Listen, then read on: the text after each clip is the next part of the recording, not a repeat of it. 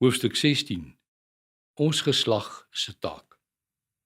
Kom ons kyk eers na die woorde van Karl von Clausewitz, wat in sy boek War, Politics and Power die volgende te sê gehad het.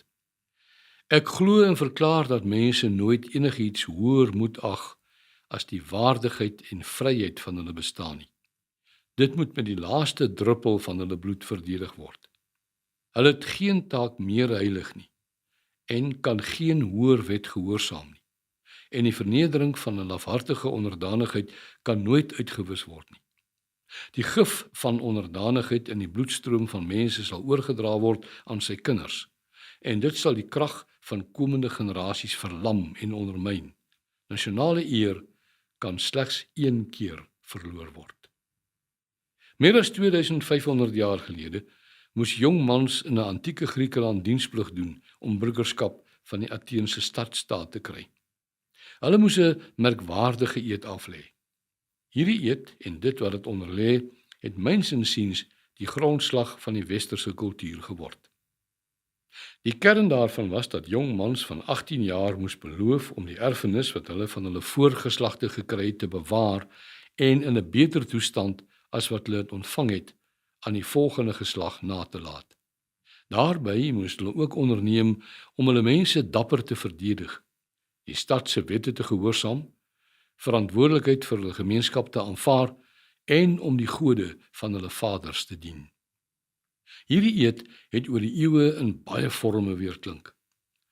Die Britse denker Edmund Burke het gesê dat die samelewing 'n verbond is tussen die wat reeds dood is en die wat vandag lewe en die wat nog gebore moet word. Daarmee het Burke bedoel dat 'n kultuur en 'n samelewing nie net bedryf mag word vir die gerief van die huidige geslag nie, maar 'n diep verbond is tussen die voorouers, die lewendes en die nageslag wat nog moet kom. Jy moet dit wat jy ontvang het verbeter, maar jy mag dit nie weggee nie, want dit is nie joune nie. Jy mag dit wat jy gekry het by jou voorgeslag gebruik, maar jy leen dit van jou kinders. Dit wat goed is van wat jy gekry het, moet aan die volgende geslag aangegee word. Dit herinner aan president Paul Kruger se boodskap kort voor sy dood. Neem uit die verlede wat goed is en bou die toekoms daarop. Dit sluit ook aan by die bede van C.J. Langehoven se laaste strofe van die Stem, waar hy pleit dat die erwe van ons vadere vir ons kinders erwe bly. Dit is veel meer as braaivleis en rugby. Dit is goeie skole, werkende dorpe en vooruitstrewende stede. Dit is 'n gesonde ekonomie. Dit is 'n goeie werk. Dit is wêreldklas colleges en universiteite.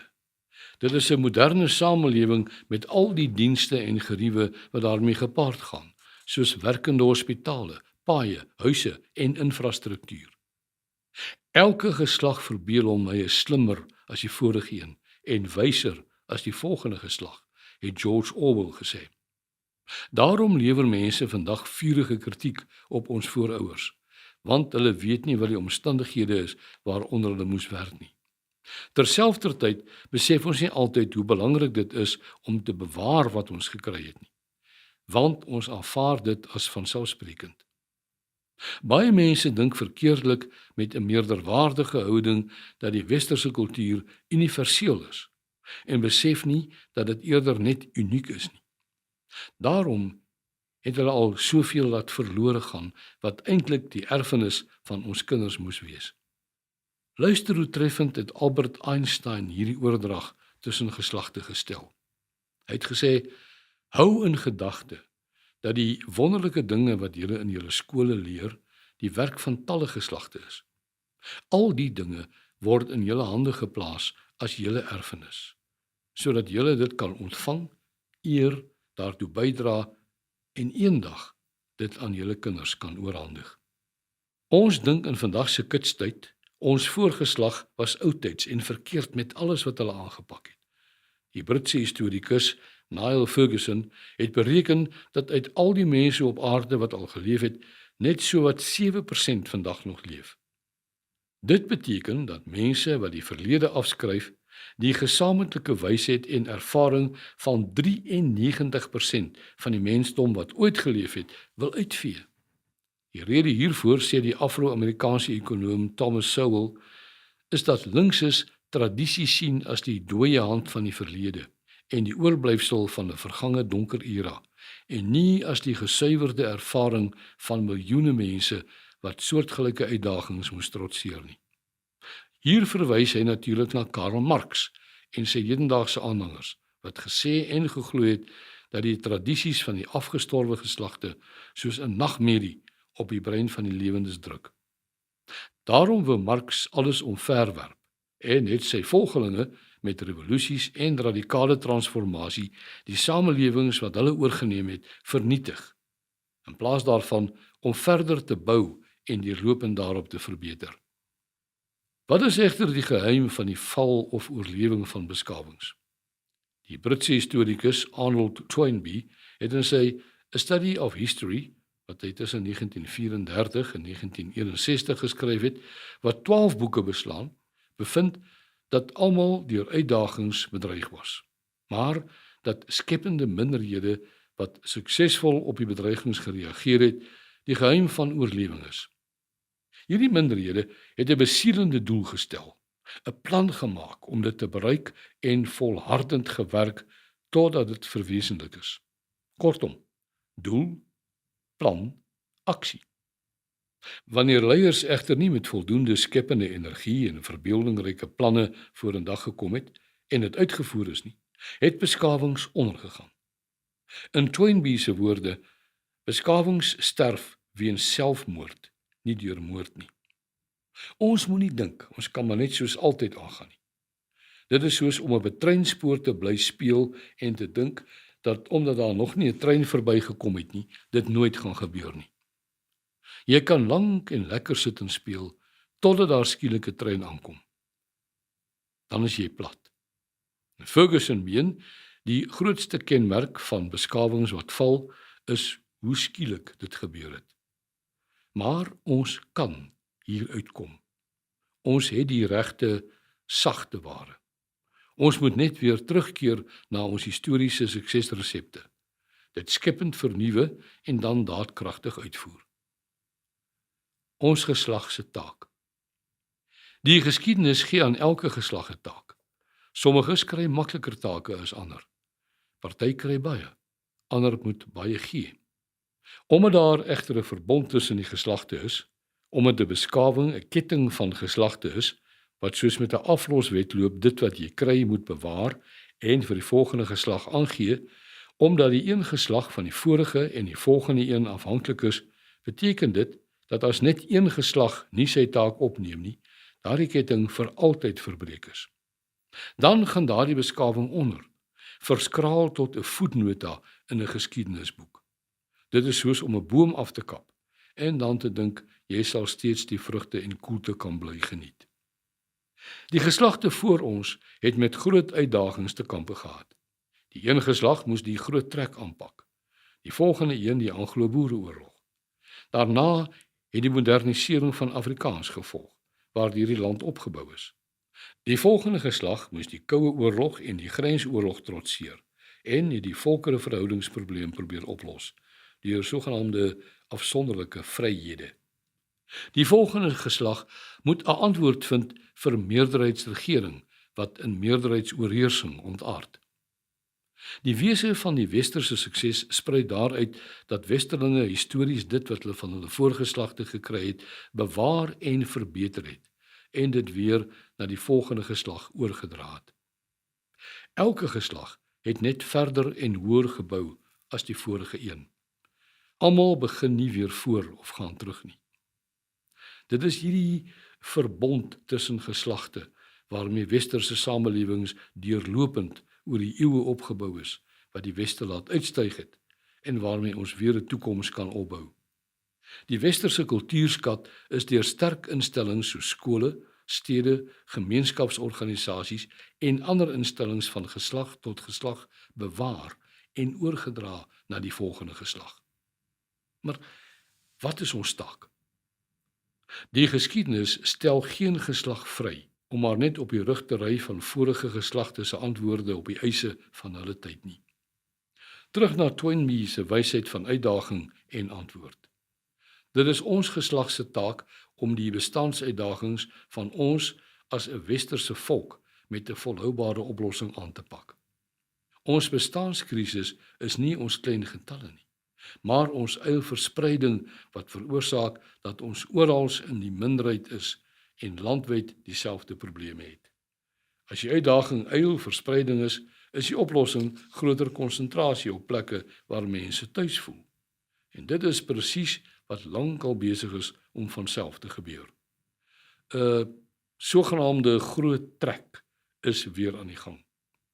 Mense trek al dekades lank uit vervalle klein dorpies na streekdorpe en na die stede toe. Hulle trek van vervreemde middestede na voorstede, uit gevaarlike gebiede na privaat leefstyldorpe, uit plekke waar hulle 'n klein minderheid is na plekke waar daar groter getalle van hulle kultuurgenote is. Afrikaners is besig om al meer op al minder plekke te konsentreer en die groter getalle maak oplossings makliker.